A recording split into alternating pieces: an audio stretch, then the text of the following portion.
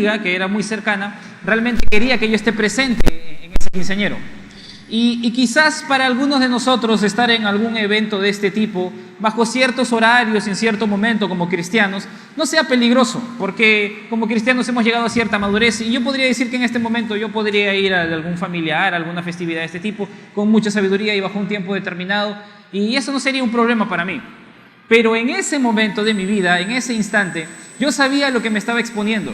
Yo tengo compañeros o tenía compañeros de colegio que hacían ciertas cosas y me conocían a mí también de cierta manera, y yo sabía que ir a esa festividad, aún sea de mi mejor amiga, iba a ser peligroso. Y yo sé que quizás esto no puede ser para todos, pero si te pusieras en mis zapatillas en ese momento y estuvieras en ese escenario, yo sabía que lo que tenía delante era algo peligroso. No era mortal, pero era peligroso para cómo yo me estaba conduciendo. Entonces yo estaba en esa duda de que si voy o no voy, porque si no voy mi mejor amiga se va a incomodar, se va a sentir mal, después de eso me va a hacer la ley del hielo. Y era una amiga realmente. Yo le había compartido de Cristo y no solamente a ella, también a otros. Y teníamos algunos amigos cristianos, entonces estaba en esa indecisión. Yo recuerdo que había tenido otras oportunidades de ir y realmente no estaba muy interesado en ir a las fiestas. En esa edad yo no tenía mucho interés realmente. Y en este caso me sentí obligado porque era mi mejor amiga, así que estaba en ese conflicto. Le pregunté a mi madre, recuerdo, mi padre estaba viajando mucho en ese tiempo y él no estaba presente, pero recuerdo que mi madre me dijo algo así: mira, tú sabes, ya estás grande, tú sabes lo que está bien, tú sabes lo que está mal. Yo conozco a esa señorita, no tiene nada de malo, porque hasta vino a mi casa una vez, es una buena chica, pero ¿sabes qué?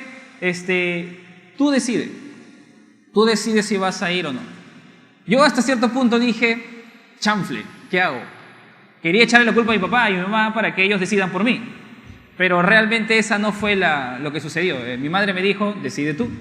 Entonces yo seguí orando y me puse a orar realmente. Faltaban como 2 semanas. Cada día comencé a preguntarle a Dios en mi oración, ¿voy o no voy? ¿Lo hago o no lo hago? Y mientras que sucedía todo eso, llegó el día en el que yo tenía que ir. Era un viernes. Y recuerdo que yo seguía pidiéndole a Dios dirección porque no sabía si lo que iba a ser peligroso, malo, bueno. Y era un momento complicado para mí. Yo había estado leyendo mi Biblia durante todo ese tiempo y le había pedido dirección a Dios y, ¿sabes? No había obtenido ni una sola respuesta, ni un solo visto de que sí. Había intentado ser hasta, no sé, medio espiritualista, intentando tirar dados y cosas así, pero nada, ni siquiera nada me resultó. Yo no sabía qué hacer. Así que en medio de ese momento ya faltaban unas horas y decidí orar y decirle a Dios, Dios, mira, ahí está mi ropa, estaba planchada, todo listo para irme. Estaba en mi cuarto, estaba el camarote, de hecho en esa época dormía con mi camarote, con mi hermano. Estaba solo en el cuarto y decidí orar y decirle, Dios, mira, tú sabes lo que tengo delante. Yo no quisiera ser una persona que no se vuelve a relacionar con las personas que no conocen a Jesús. Si tengo un amigo, quisiera que conozcan a Jesús. Pero si voy también puede ser peligroso y tú sabes cómo es mi corazón y los amigos que tengo. Así que hasta ahorita no me has dicho nada. Yo supongo que tú piensas que yo puedo ir y puedo cuidarme. Tengo amigos cristianos que sé que van a ir y que van a estar ahí. Así que cuídame, por favor. Y si tú no estás deseoso de que yo vaya, estórbame. Y de hecho, si voy y tú no querías que yo vaya, va a ser tu culpa porque no me has dicho nada. Y yo había hablado de esa manera intentando darle responsabilidad a Dios porque realmente no entendía muy bien lo que estaba pasando. Era muy neófito, no conocía mucho de la Biblia todavía. Estaba en mi discipulado, fase 1 todavía, de hecho. Y lo que sería fase 1 en esa iglesia donde estaba en ese momento no se llamaba así, pero recuerdo que en esos entonces dije, bueno, pues ya será así. Terminé mi oración, me cambié, me bañé bien talqueado, todo limpiecito. Estoy saliendo, vivíamos en el 2º piso y la escalera que teníamos para bajar era una escalera que no tenía losa. De hecho, hasta ahorita no tiene losa. No era una escalera que tiene un piso pulido. Es una escalera realmente bastante grumosa, complicada a veces de bajar, y en otras ocasiones mis primos y yo ya nos hemos caído.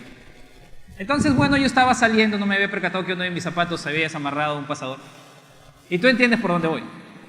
Fue un poco doloroso entender la voluntad de Dios, pero cuando llegué abajo, no me caí desde tan alto tampoco, fue realmente una caída un poco larga.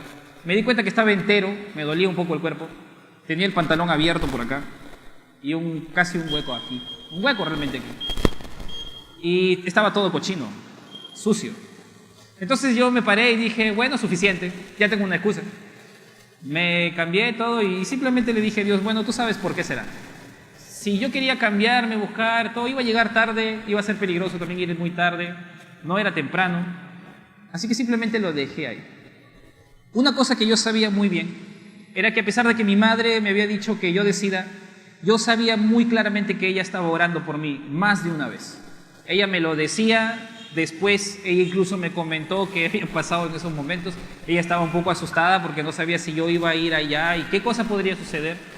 Pero yo era muy consciente de que ella estaba orando por mí, y mi padre también, aunque mi padre no estaba en ese momento ahí. Pero en medio de esas circunstancias yo pudiera concluir de cierta manera algunas cosas. Primero, no creo que Dios te tenga que hablar de la misma forma y de forma tan dolorosa, ¿no? No creo que lo que a mí me sucedió te tenga que pasar a ti y que tengas que llegar a tomar una decisión de ese tipo. Para mí fue muy curioso realmente. No puedo decir que Dios me metió cabe en esa escalera para yo no decidir eso tampoco. No creo que Dios actúa de esa manera, por si acaso. Sin embargo, estas circunstancias me ayudaron a mí a entender que yo tengo que ser responsable de mis actos. Y en medio de las cosas que yo puedo incluso intentar delegarlo a otra persona, yo tengo que asumir las decisiones que yo tomo. Pero en medio de mi confusión y en medio de lo poco que yo sabía, había alguien que estaba orando por mí. Y en medio de todas esas cosas, Dios me trató con mucho amor y con mucha gracia. Claro, me dolió un poco, pero yo creo que ese dolor fue muchísimo menos leve, digámoslo de esta forma, que el dolor que yo podía tener si emprendí una vida que no iba a ser la correcta. Yo estaba en esas luchas de querer y no ir a veces a la iglesia y realmente yo sabía que ese no iba a ser un buen paso para mí. Así que yo pude darme cuenta de una cosa también en medio de eso. Mis padres me tenían a mí bajo su círculo de influencia. Y esto era muy evidente. Ellos tenían la necesidad de interceder por mí, porque yo soy su hijo y a ellos se les iba a pedir cuenta y se les va a pedir cuenta por cómo me criaron e incluso a mis hermanos. Cada uno de nosotros nos movemos de esa misma forma. Y existe una gran verdad. Todos tenemos un marco de influencia. Todos tenemos un grupo de personas a las que nosotros tenemos la responsabilidad de influenciar. Y de hecho, no a veces es un grupo de personas, pero a veces es una o dos personas que están a nuestro alrededor, de las cuales a nosotros se nos va a pedir cuenta de cómo estamos modelando la vida cristiana delante de ellos. ¿Y sabes qué? La razón de por qué el título de la enseñanza de hoy se llama Intercediendo es porque nosotros tenemos que responsablemente acercarnos ante Dios a pedir por ciertas personas que están a nuestro alrededor. Y es nuestra responsabilidad orar antes de que alguien cometa un error, no cuando ya están a punto de tirarse al abismo. Dios nos manda a hacer eso.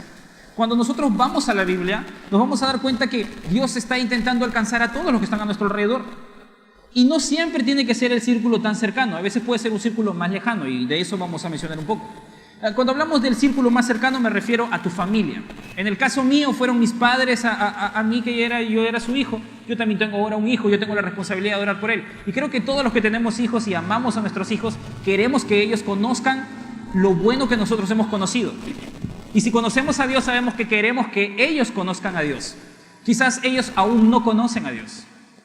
Y quizás en medio de las cosas que ellos puedan estar pasando, estar haciendo, vemos a veces a algunos adolescentes tomar malas decisiones, decidir alejarse de Dios, no considerarlo en su vida, y eso nos entristece, nos preocupa.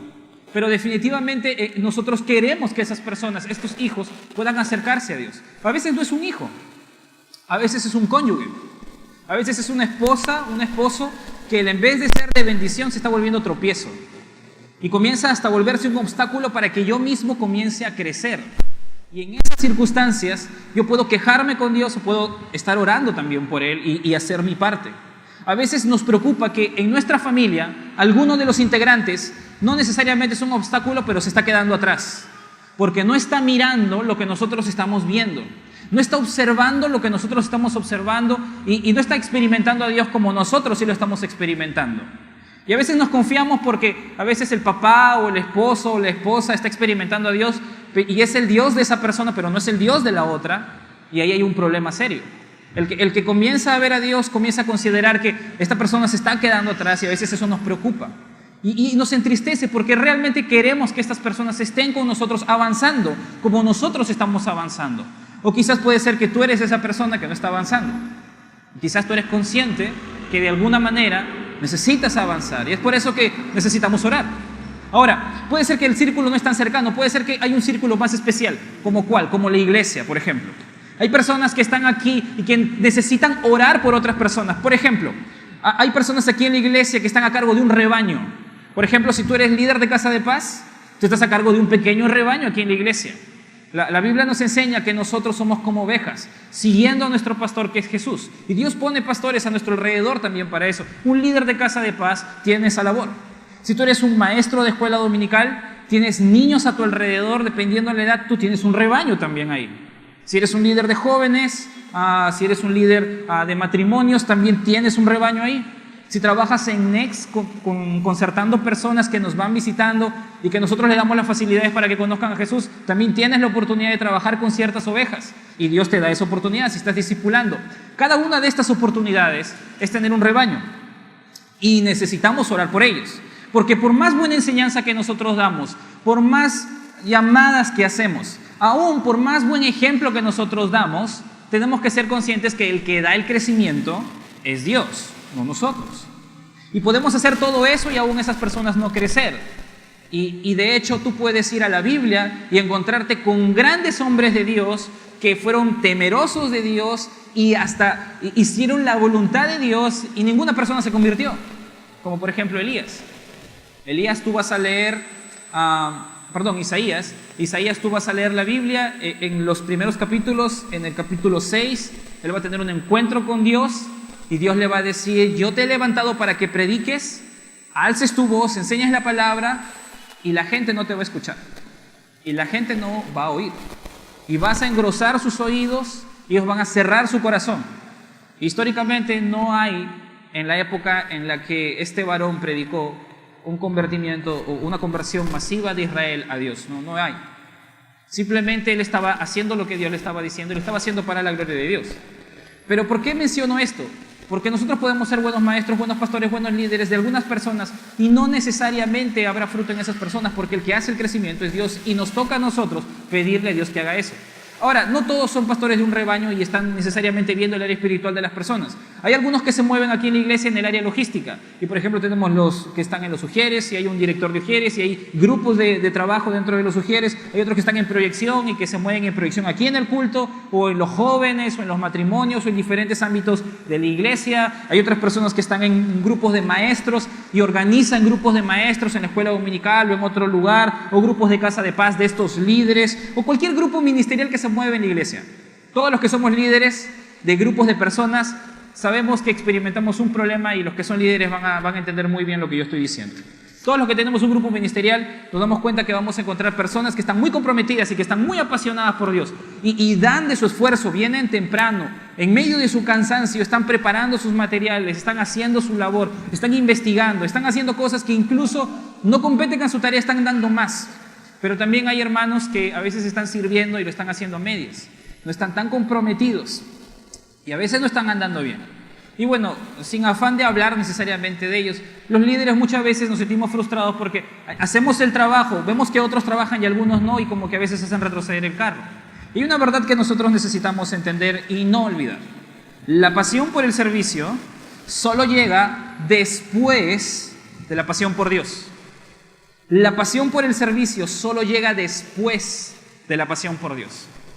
Así que puede ser que lo probable que puede estar pasando en la vida de estos siervos que a veces no están dando todo de sí, es que han dejado de mirar a Dios, han dejado de estar apasionados por Dios, porque algo no está pasando en su vida.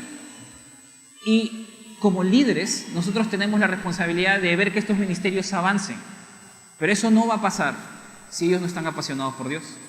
Así que necesidad tenemos para orar aún dentro de la iglesia. Así estemos sirviendo, no tengamos hijos, hagamos lo que hagamos, tenemos esa responsabilidad. Y puede ser que aún así, puede ser tus padres los que están en ese entorno, o puede ser un amigo, un jefe, puede ser un compañero de trabajo que tú le vienes predicando, pero que comienza a ser de la vista gorda de lo que tú le predicas. Tú necesitas interceder por esa persona. Cuando tú vas a la Biblia, en 1 de Timoteo, capítulo 2, versículo 1, si no tienes que buscarlo porque va a estar ahí. Solo quisiera que lo leamos rápido porque hace un poco tiempo tuve la oportunidad de enseñar y hablamos de este verso. Y solo quiero hacer mención de él porque Dios nos manda a orar. Nos insta a que nosotros tenemos que tener un espacio en nuestra agenda para orar por otras personas. Y ahí dice: exhorto ante todo a que se hagan rogativas, oraciones, peticiones, acciones de gracias por algunos hombres.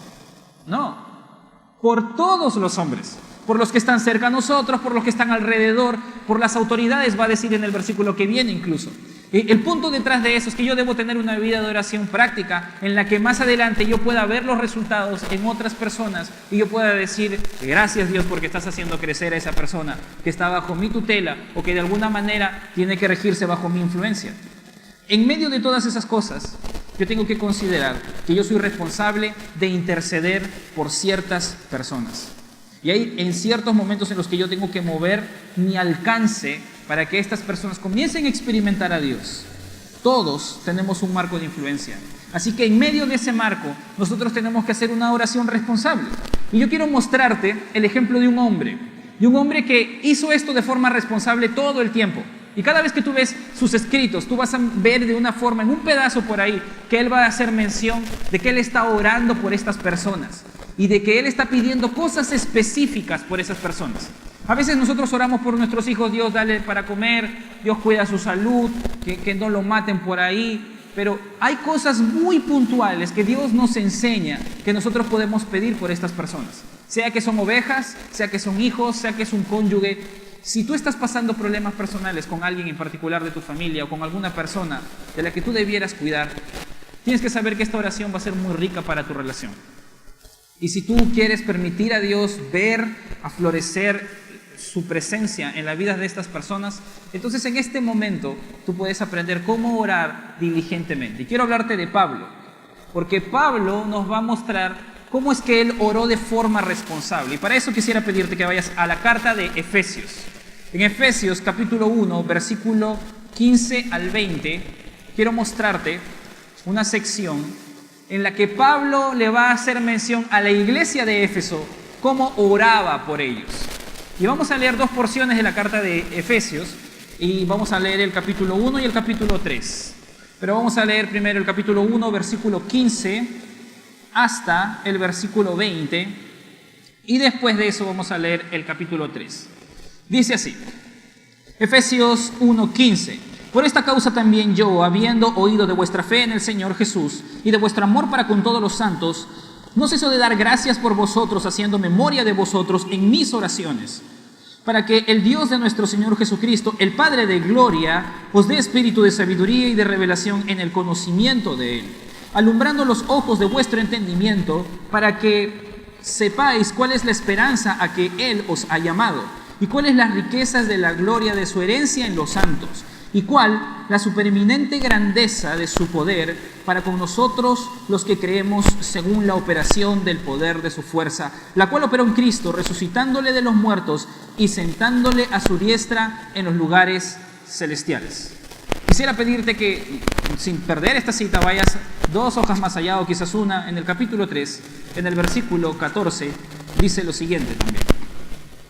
Por esta causa doblo mis rodillas ante el Padre de nuestro Señor Jesucristo, de quien toma nombre toda familia en los cielos y en la tierra, para que os dé conforme a las riquezas de su gloria el ser fortalecidos con poder en el hombre interior por su espíritu, para que habite Cristo por la fe en vuestros corazones, a fin de que arraigados y cimentados en amor, seáis plenamente capaces de comprender con todos los santos cuál sea la anchura, la longitud, la profundidad y la altura, y de conocer el amor de Cristo, que excede a todo conocimiento, para que seáis llenos de toda plenitud de Dios.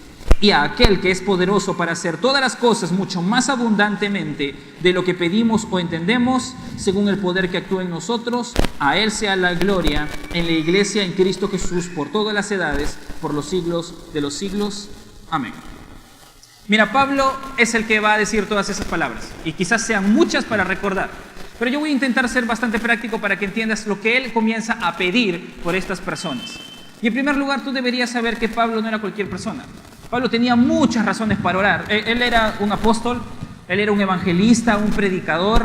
Él fue un fundador de iglesias, no de una, sino de varias. Y él era un apologeta. Él defendía el evangelio, en otras palabras. Cuando alguien quería hacer un debate de algo que decía la Biblia, él se paraba adelante y él decía, no, así no es, así es, y así enseña la Biblia. Él era un apologeta. Obviamente él tenía una gran posición dentro del reino de Dios y él tenía una responsabilidad de orar por mucha gente, de la cual a él se le pediría cuenta. Así que Pablo nos va a mostrar cómo él oraba. Esta es una de tantas oraciones que vamos a encontrar en las cartas de Pablo. Y esta es la forma en la que tú deberías orar. 1, por ti mismo, y 2, por las personas que están cerca a ti. Quizás tus hijos que no conocen a Dios, quizás tu cónyuge que no conoce a Dios, o quizás esas personas que sí conocen a Dios, pero quizás no están tan adelante como tú. O quizás algunos de ellos están más adelante que tú, pero tú aún así puedes seguir orando estas cosas por ellos. Lo primero que él hace está en el versículo 15, pero del capítulo 1. Si regresas ahí, quisiera pedirte que leas conmigo el versículo 15 y el versículo 16. Dice así: por esta causa también yo, habiendo oído de vuestra fe en el Señor Jesús y de vuestro amor para con todos los santos, no ceso de dar gracias por vosotros, haciendo memoria de vosotros en mis oraciones. Lo primero que Pablo hace no es pedir algo. Lo primero que él hace es dar gracias. ¿Y por qué? Porque estas personas que Pablo tiene en mente no son personas que simplemente están aisladas de todo el universo. Ellos están en una posición. Pablo va a decir: mira, yo acabo de pensar y me he enterado de cómo ustedes están obrando, de la fe que tienen, del amor que tienen, y me doy cuenta de que Dios ya comenzó algo en ustedes. De tal manera que yo no puedo empezar esto pidiendo cosas, sino dando gracias por lo que Dios ya hizo. Y sea quien sea, en la mente que tú tengas, a la persona a la que estás pensando, tienes que saber que Dios ya ha venido haciendo algo en esa persona. Tú no sabes cómo esa persona va a terminar, pero Dios está haciendo algo en la vida de cada uno de nosotros. A veces no lo vemos, pero Dios está haciendo algo siempre. Sea que somos pequeños y aún en nuestra pequeñez no nos damos cuenta, pero Dios está haciendo algo. Y quizás tú veas que esa persona puede estar muy lejos de Dios, pero está cerca a ti. Y como te tiene a ti, tiene la oportunidad de conocer a través de ti a Dios. Así que ahí ya Dios hizo algo. Sea donde se encuentren las circunstancias, estas personas por las que nosotros tenemos que interceder ya han gozado de la gracia de Dios. Si tú estás aquí, si yo estoy aquí, si nuestras vidas se han movido para llegar hasta estas bancas en este momento, es por la gracia de Dios. No porque fuimos muy inteligentes para en un momento entender la Biblia y reconocer que Dios es bueno, es grande, nos ama, y todo lo que sabemos es porque somos como un lunar en medio de toda la humanidad y nosotros sí logramos ver lo que otros no lograron ver. Eso fue gracias a Dios, no a que somos muy inteligentes. Y si te pones a pensar, al igual que yo en mi oración, cuando te contaba al principio, quería echarle la culpa a Dios y aún a mis padres. Yo no entendía muchas cosas que estaban pasando, pero a pesar de eso, Dios movió cosas muy amorosamente para ayudarme a entender de forma sencilla que yo debía hacerme responsable de mis actos y de cada cosa que iba a suceder aún en mi vida cristiana. En cada una de esas cosas, tú mismo has llegado hasta aquí experimentando la gracia de Dios. Esas personas por las cuales tú estás pensando también van a experimentar a Dios y ya están haciéndolo de alguna forma, aunque no lo vean. Y algo que nosotros debemos hacer es primero, antes de pedirle a Dios que haga algo, darle gracias a Dios por lo que ya hizo, porque Él ya ha venido moviendo diferentes cosas. Y al final, Él es el que produce el crecimiento. Eso hace que yo no desarrolle un espíritu de queja porque esa persona por A o B no está cubriendo mis expectativas o no está donde yo estoy esperando.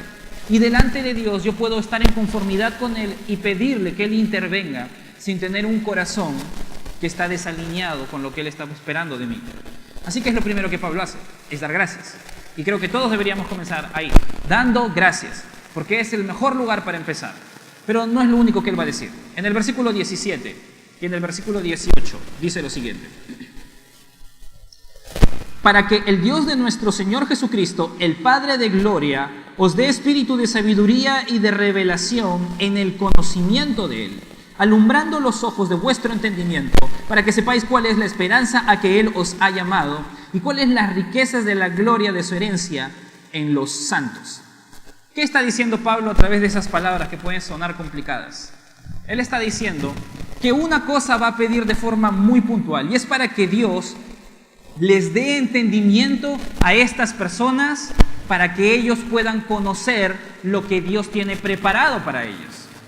Mira, nosotros podemos comprender ciertas cosas. Si llegamos a Jesús es porque hemos llegado a entender en algún momento ciertas verdades. En primer lugar, que no somos perfectos. En segundo lugar, que Dios es necesario para mí, que Él es real, que en medio de mi vida y en medio de cada cosa que sucede, nada sucede al azar y que todo lo tiene Dios fríamente calculado.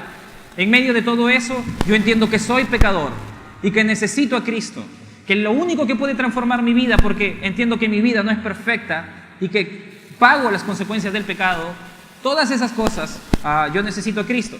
Todas esas verdades no las aprendes en una prédica, ni las aprendes en una conversación, no las aprendes de la noche a la mañana. Todas esas cosas las vas aprendiendo poco a poco. Es un proceso en el que Dios se va revelando a tu vida continuamente. Y si te das cuenta cómo tú llegaste a conocer a Jesús, te vas a dar cuenta que no fue así. Fue paso a paso, evento a evento, circunstancias, cosas que fueron pasando. Lo mismo Dios hace en la vida de las personas que nos rodean. Y si hay algo que nosotros podemos pedir por esas personas, es Dios abre su entendimiento para que estas personas puedan ver lo que tú quieres hacer en ellos.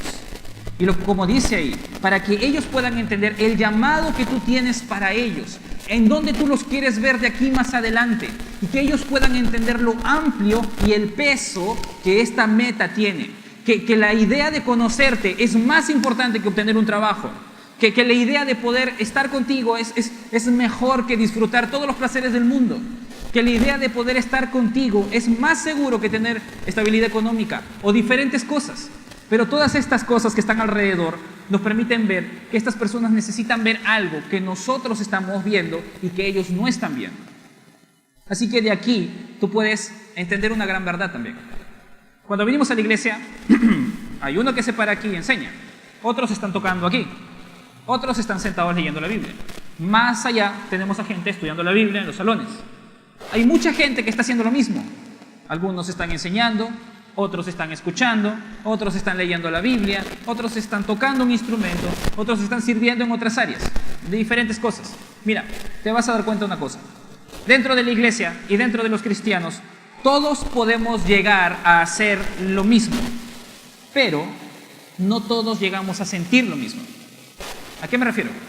Mira, todos podemos sentarnos a leer la Biblia, pero no necesariamente cuando tienes a un cristiano leyendo la Biblia y tienes a otro leyendo la Biblia, los dos sienten lo mismo. Quizás alguno lo lee porque tiene que leerlo simplemente y tiene que soportar el tiempo de leerlo, pero el otro lo está leyendo porque está buscando dirección de Dios. El otro está leyendo la Biblia porque está hablándole Dios a él y es consciente de que necesita que Dios guíe su vida. Y por esa razón te digo, todos pueden hacer lo mismo, pero no todos sienten lo mismo. ¿De qué depende que sintamos lo mismo? ¿De qué tan cerca estamos de Dios? ¿De qué tan cerca hemos llegado a poder palpar la presencia de Dios en nuestras vidas? Cuando tú haces una fogata, en cualquier lugar, hay algo que sucede de forma natural. Tú puedes ver la luz desde lejos. Dependiendo del tamaño de la fogata, la distancia puede ser mayor. Si tú te acercas a la fogata y hace frío, tú comienzas a percibir el calor de la fogata. Si tú te acercas más y de hecho pasas suficiente tiempo cerca de la fogata, no solamente vas a sentir el calor, sino que tu cuerpo va a comenzar a reaccionar y va a comenzar a sudar y va a tener que botar ciertas cosas para poder enfriar tu cuerpo porque es demasiada temperatura. Y si tú te acercas más al fuego y aún llegas a tocar el fuego comienza a tocar tu piel, tú sabes lo que va a pasar. Y si has tenido la oportunidad de tener una quemadura que no es nada grato, tú sabes que la piel no vuelve a su lugar. Y esto, dependiendo la fuerza o la intensidad de la quemadura, esto es no solamente difícil de entender, de soportar, sino que deja una cicatriz que llega a ser transformada. Ahora, a pesar de que esto es doloroso y puede ser un ejemplo no tan bonito, cuando nosotros nos acercamos a Dios comenzamos a reaccionar, pero es cuando nos acercamos a Él. Y es inevitable, como cuando te acercas al fuego, que tú comiences a percibir al menos una luz que va a llamar tu atención en medio de toda la oscuridad. Que cuando te acercas más vas a percibir el calor y aún tu propio ser va a comenzar a repeler ciertas cosas. Y cuando te acercas demasiado vas a comenzar a ser transformado y no a ser el mismo. Esa es la idea detrás de lo que Dios espera cuando nos acercamos a Él de veras y de corazón. Es por esa razón que no todos se acercan a Dios. Quizás tú te has acercado a Dios y hay cosas en tu vida que se han comenzado a transformar. ¡Qué bueno, amén! Si tú quieres que la de él o la de ella o la de esos pequeños o de quien sea también experimente lo mismo, tienes que pedirle a Dios. Tienes que pedirle a Dios que Él, esta persona, pueda ver lo mismo que tú estás viendo y llegue a sentir lo mismo que tú estás sintiendo. Porque hasta que esto no suceda, pues, esa persona no se va a acercar. Quizás está viendo otras luces, está atraído por otras cosas que son muy interesantes, que son muy buenas, pero que quizás no son Dios. Y lo que están llevando quizás más bien a la destrucción. Sin considerar ese texto, quisiera que vayas al capítulo 3 de esta carta y leas conmigo el versículo 19 hasta el 22, porque hay algo más que Pablo quiere enseñar aquí. En el capítulo 3, versículo 19, dice lo siguiente.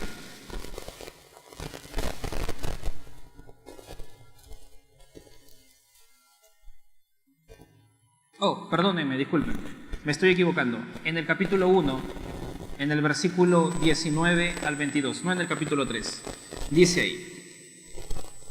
Capítulo 1, versículo 19 al 22, dice: y cuál la supereminente grandeza de su poder para con nosotros los que creemos, según la operación del poder de su fuerza, la cual operó en Cristo, resucitándole de los muertos y sentándole a su diestra en los lugares celestiales, sobre todo principado y autoridad y poder y señorío, y sobre todo nombre que se nombra no solo en este siglo, sino también en el venidero. Solamente hasta ahí. Mira, Pablo en este momento no solamente va a decir, yo quisiera que estas personas puedan ver lo que yo también he visto, sino que también puedan experimentar lo que yo también he experimentado. En ese momento lo que Pablo va a decir es que yo espero que estas personas puedan conocer lo grande de tu poder. Que ellos comiencen a decir, wow, Dios es real en serio. Dios provee, así como te proveyó a ti, también me ha comenzado a proveer a mí. Así como Dios te ha enseñado a ti, también me ha enseñado a mí. Que ellos comiencen a ver que este poder es tan grande que se puede mover de diferentes maneras, no solamente en las personas que conocen mucho a Dios, sino en ellos que ignoran algunas cosas. Y en medio de eso nos pone un gran ejemplo. Este poder es el poder que levantó a Jesús de los muertos. Si tú viste La Pasión de Cristo, la película donde se nos ve de forma muy puntual todas las atrocidades que le hicieron a Jesús, sabrás que no es tan completa para poder mencionar todo lo que le hicieron a Jesús. Hay muchas cosas que no se ven en esa película y que están en la Biblia. El destrozo que le hicieron al cuerpo de Jesucristo fue aún mayor todavía. Si tú dirías que después de eso Jesús tendría posibilidad de resucitar, realmente sería algo bien extraño. No es una persona que tuvo un paro cardíaco y hay que hacerle simplemente resucitación de boca a boca o un masaje en el corazón para que reviva. A él prácticamente lo molieron. Y en medio de eso, el poder de Dios lo revivió. Siendo él mismo Dios, él tiene mucho poder para hacer eso porque lo va a hacer con nosotros, dice la Biblia, en un momento determinado, con todos sus hijos. Dios tiene poder para eso. Ese mismo poder que puede transformar gente, que puede resucitar personas, es el poder que actúa en ti y que puede actuar en esa persona.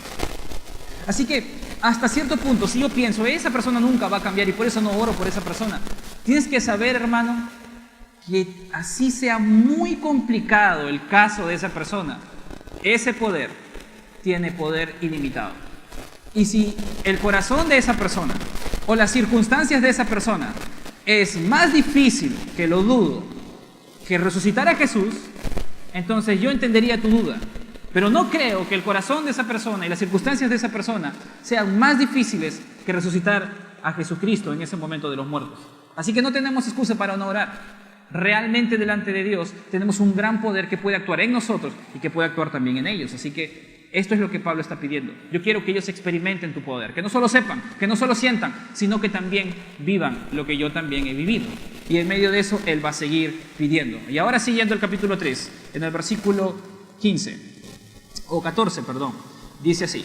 Capítulo 3, versículo 14 dice: por esta causa doblo mis rodillas ante el Padre de nuestro Señor Jesucristo, de quien toma nombre toda familia en los cielos y en la tierra, para que os dé conforme a las riquezas de su gloria el ser fortalecidos con poder en el hombre interior por su Espíritu, para que habite Cristo por la fe en vuestros corazones, a fin de que arraigados y cimentados en amor, seáis plenamente capaces de comprender con todos los santos cuál sea la anchura, la longitud, la profundidad y la altura, y de conocer el amor de Cristo que excede a todo conocimiento, para que seáis llenos de toda la plenitud de Dios.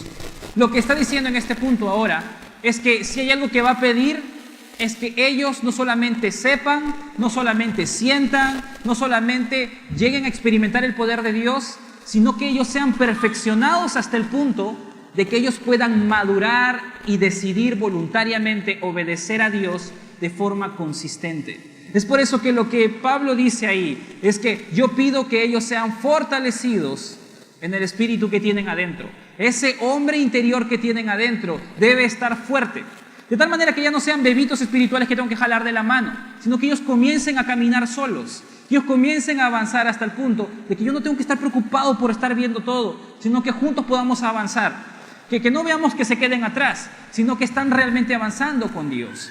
Y esa petición es la que Pablo está pidiendo. Él está diciendo, yo quiero que ellos sean fortalecidos, que maduren, que tengan un carácter dispuesto para que cuando tienen la tentación delante digan, yo no voy a ir por ahí. Que cuando tienen una prueba delante ellos digan, voy a confiar en Dios.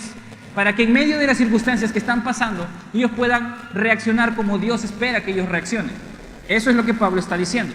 Y hay una razón por la que también él está pidiendo eso. En el versículo 17 dice ahí, para que habite Cristo por la fe en vuestros corazones, a fin de que arraigados y cimentados en amor, seáis plenamente capaces de comprender con todos los santos cuál sea la anchura, la longitud, la profundidad y la altura, y de conocer el amor de Cristo. Hay una razón muy obvia por la que él quiere esto. Uno, para que la imagen de ellos comience a desaparecer y en ellos comience a mostrarse la imagen de Jesús. Yo pido que esta gente esté espiritualmente fortalecida para que sepa cómo reaccionar ante el pecado, ante las pruebas, y la imagen de ellos comience a borrarse y la imagen de Jesús comience a tatuarse en su ser. De tal manera que ellos reflejen a Jesús y ellos estén firmes en el amor que Dios les va a reflejar, porque esto es lo que Dios espera de ellos. Hasta el punto de que ellos comiencen a sentir lo que yo siento. Hasta el punto de que ellos en su balanza comiencen a pesar el amor de Dios como un amor más grande que el que un hombre, una mujer o las cosas de este mundo me pueden dar. Y por eso él dice, yo conozco la altura, la profundidad, la grandeza, no la conozco toda, pero sé que es muy grande el amor de Dios y sé que estas personas necesitan conocer más de ese amor. Así que voy a pedir que ellos experimenten a Dios, que ellos estén fortalecidos, porque una vez que obedecen y ven los frutos de la obediencia, ellos se dan cuenta de que Dios los ama demasiado, no antes. Así que yo pido que ellos sean fortalecidos. Pablo pide estas 4 cosas. Él pide que, en primer lugar, hay que dar gracias. Él da gracias, en primer lugar, por estas personas. Él pide que ellos tengan entendimiento para poder ver lo que Dios tiene preparado para ellos. Él pide que ellos puedan experimentar el poder de Dios de forma práctica. Y en medio de eso, Él pide que ellos lleguen a la madurez y aprendan a decir no al pecado, al ser fortalecidos en el hombre interior. Pero Él no termina todo esto sin aclarar quién es el Dios a quien nosotros le pedimos eso. Entonces, en el versículo 20 dice lo siguiente. Y a aquel que es poderoso para hacer todas las cosas, mucho más abundantemente de lo que pedimos o entendemos, según el poder que actúa en nosotros, a Él sea la gloria en la iglesia de Cristo Jesús, por todas las edades, por los siglos de los siglos, así sea. Amén. Él dice, Él puede hacer todo lo que pedimos. Ya hablamos de la cruz de Jesús, ya hablamos de la muerte de Jesús. Dios tiene poder. Pero ¿sabes qué dice Pablo ahí? Él puede hacer las cosas que pedimos más grandes de lo que pedimos, dice ahí. O sea, digámoslo así, un ejemplo un poco exagerado. Quizás tú le pides a Dios por tu hijo, por tu hija. Dios, que ese hijo que es rebelde, que se hace en la adolescencia, que se convierta, que conozca a Jesús. Y quizás tú le pides, Dios, de corazón te pido eso. Y quizás Dios concede la petición y Dios te dice, sí, no solo va a ser mi hijo, sino que lo voy a hacer misionero. Y tú nunca pensaste eso, pero Dios lo hace así. Y tú nunca lo imaginaste. ¿Cuántas cosas te han pasado así? Si tú eres cristiano, tienes años en la fe, quizás en algún momento tú le has pedido a Dios, no sé, un chocolate y Dios te trajo una barra. Algo así. Es un ejemplo muy simple. Pero en diferentes cosas de nuestra vida podemos saber que cuando Dios decide darnos algo, Él nos da algo grande, bueno y perfecto. En Santiago se nos dice que toda dádiva perfecta, o sea, todo regalo perfecto, que tú dices, esto realmente entra perfectamente en mi vida, todo eso viene de Dios. Y cuando Dios decide dar algo, no lo da pequeño, Él lo da tamaño Dios. Y eso significa grande, inmenso y altamente productivo. Y es tan grande, que dice el texto ahí, que nosotros no llegamos a entender todas las razones por las que Dios nos da eso. Cuando nosotros le pedimos algo a Dios, le pedimos por 1, 2, 3, 4 y hasta 5 razones. Nosotros le decimos, Dios convierte a mi hijo porque se va a ir al infierno, porque yo lo amo, porque es mi hijo y X cosas. Ponle 5 razones. Dios convierte a esa persona por esas 5 razones y por 10 más que Él tiene atrás, porque Él en su plan tiene muchas cosas más, que cuando al final pasa el tiempo y las cosas suceden, tú te das cuenta que lo único que ha sucedido es que en tu corazón tú te has terminado alineando a lo que Dios tenía preparado. Y en medio de las circunstancias que tú pedías, tú te das cuenta que Dios es tan bueno que te hizo tener una carga por algo que Él quería y que era beneficioso para ti al final, que al principio no lo veías, pero que más adelante sí te das cuenta que es así. Y Dios es tan grande y tan bondadoso y tiene tanta autoridad para hacer eso, que Él merece la gloria. Y por eso al final del versículo dice así, ¿no? Dice, en el versículo 21, a Él sea la gloria en la iglesia de Cristo Jesús por todas las edades, por los siglos de los siglos. Amén. Porque Él se lo merece. Porque Él tiene esa autoridad para hacer eso. Y nosotros, en medio de lo que no merecemos, tenemos su gracia rebotándonos una y otra vez. Nosotros necesitamos orar mucho realmente. No solo por nosotros, sino por personas que están a nuestro alrededor. Y quizás nosotros estamos urgentemente necesitando la intervención de Dios. Si ese es nuestro caso, pues aquí hay una forma de orar. Una forma de orar muy productiva que está en la Biblia y tú puedes repetirlo. No tienes que rezarlo y decirlo directamente del todo, pero no olvides lo que puedes pedir por ellos. Puedes dar gracias. Puedes pedir que Dios abra su entendimiento.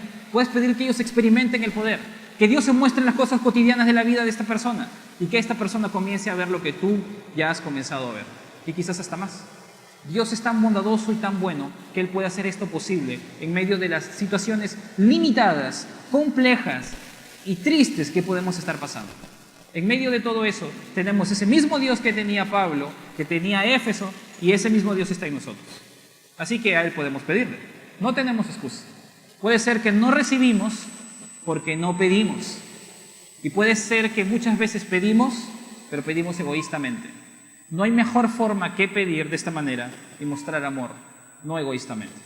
¿Qué les parece si oramos? Y nos tomamos un tiempo para interceder por esas personas.